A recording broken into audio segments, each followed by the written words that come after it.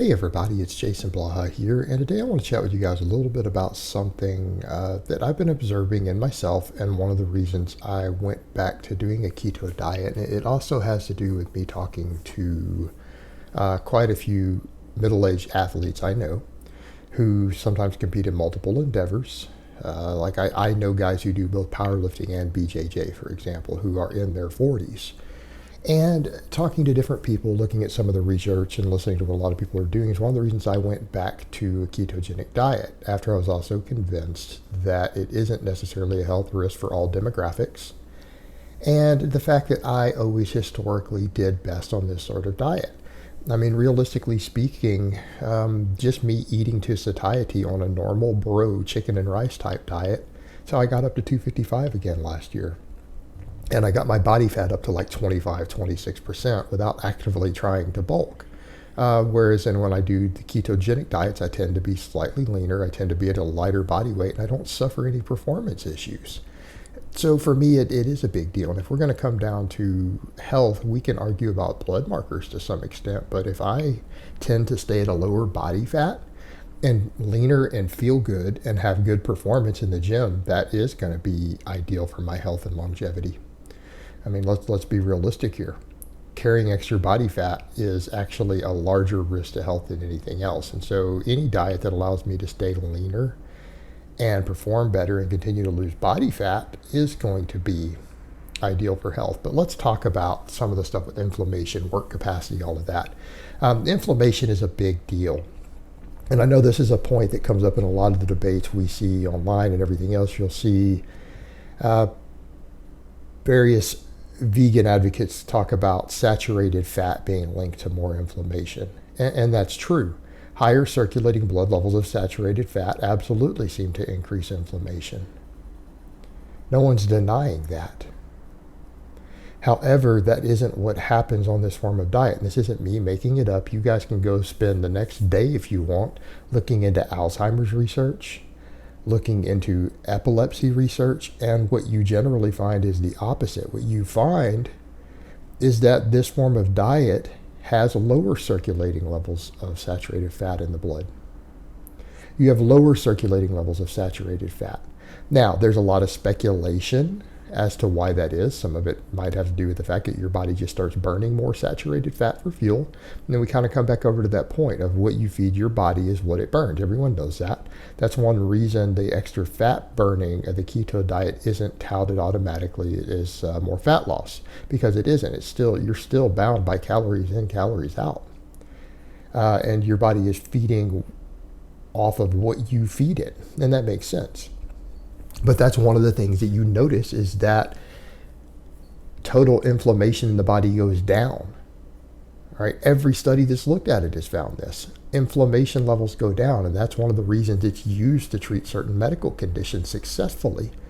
Now, how does that translate to athletes? Well, simply put, a lot of lifters that I've met over time who've experimented with different diets, the guys that I all know who do lower carb approaches, who are older lifters, tend to report less connective tissue pain and less general inflammation as a result of their training.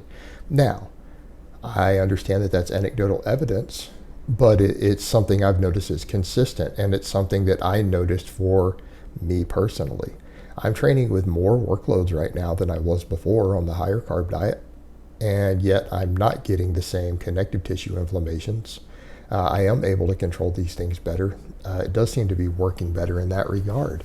So if general inflammation goes down, connective tissue issues are reduced, and general injuries are reduced, and that's kind of the point. We know that based upon literature that's looked at athletes out there over the years, that higher dietary fat intakes generally seem to be correlated with lower injury rates.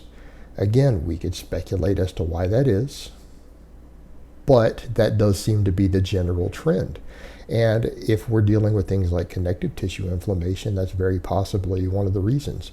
So here's the thing. I know of world-class level strength athletes who follow this form of diet, who are brutally strong, and they don't seem to need much in the way of dietary carbs. And a lot of the ones that do, they only eat them on certain days. Some of them do like a cycling ketogenic diet.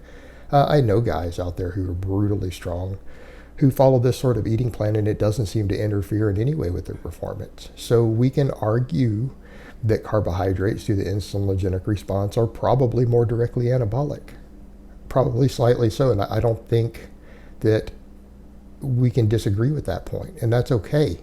The point we get to is, what about when we're dealing with things like inflammation, recovery, all of that? If we're dealing with those things, then we have to argue about the direct anabolic effect of the extra circulating insulin and carbohydrates versus reduced inflammation and possibly enhanced recovery time. They both have their perks. And at the end of the day, though, people need to remember it's not about glycogen storage. It's not about glycogen depletion, because that's the other thing that the research, like Dr. Jeff Volek working with various athletes, this is one of his areas of expertise, is studying low-carb type diets. Athletes don't have depleted glycogen stores who do these sort of diets. We don't have lower glycogen. We don't have problems with glycogen replenishment. It's not an issue. So again, we're not dealing with that factor, so you're dealing purely with the direct insulin response, not necessarily glycogen stores and the difference. So you have the inflammation, you have that to deal with. Then we have the work capacity. All right, people who look at endurance athletes a lot of times find that these sort of diets can enhance endurance because you're burning fat for more of your fuel. You're burning fat for more of your fuel. What does that mean in the weight room? Well, again, a number of lifters and athletes have noted that. They do seem to be able to have higher general work capacities, even in the weight room on this. And a lot of it has to do with the fact that these diets make you store glucose. They won't allow you to burn muscle glycogen unless it's on demand. In other words, during your actual sets, yeah, you're burning it, but the second you're done with the set and you're between sets, you're back to burning fat as a fuel source. So they tend to be glycogen sparing more than anything else. And so what ends up happening is you don't have to carb up. You don't run into that wall when you're training. And that's something I've noticed, something I've definitely noticed. I can come in and do my volume days. All right. And I don't feel depleted the same way that you do when you're running a higher carb diet and you go into a higher volume training session. You don't hit that wall when you're 10 or 12 sets in. And it probably has to do with the improved work capacity due to the fuel substrates that you're burning, particularly between sets, not necessarily during the training. Of course, you're burning muscle glycogen during the actual lifts. But how many calories are you actually burning? I mean, realistically, do you really think you're burning that many? Probably not. You're probably not burning more than you have stored. Weight training just doesn't burn that many calories or that much glucose during the actual movements and lifts. It burns some, don't get me wrong. I mean, you could burn several hundred calories during a really high volume, intense weightlifting session, right? You could burn 300-400 calories, but that ends up being, 100 grams of glycogen, 100 grams of carbohydrates. Well, that's easily replenished off of the glycerol backing in your fat. That's easily replenished from your surplus protein, which incidentally uses up a lot of energy to make that conversion. It's not a free conversion. So if you are taking 100 grams of the protein you eat every day and converting that into glucose, or again, maybe getting 50 grams from the glycerol backings on your fat, because you can get about 1 gram of glycogen from every gram of fat off the glycerol backing. Right? It's not free. You're burning other calories and having higher energy turnover just by doing that. And that's the thing that's been interesting to note with some athletes also.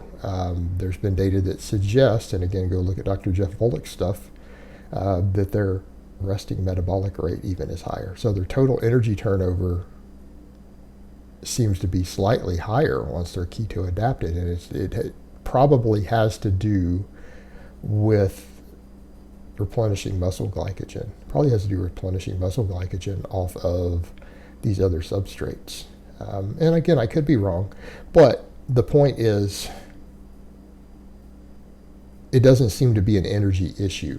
So your general work capacity goes up, in my experience, for me, and it might not be the same for you, but it seems to be for me and some other lifters who I know out there. General work capacity improves. Inflammation goes down. Recovery seems to be improved slightly. These are positive things. This isn't a performance problem. All right, guys, but that's really all I have to say on that today. I hope it's been informative, and I will talk to you guys next time.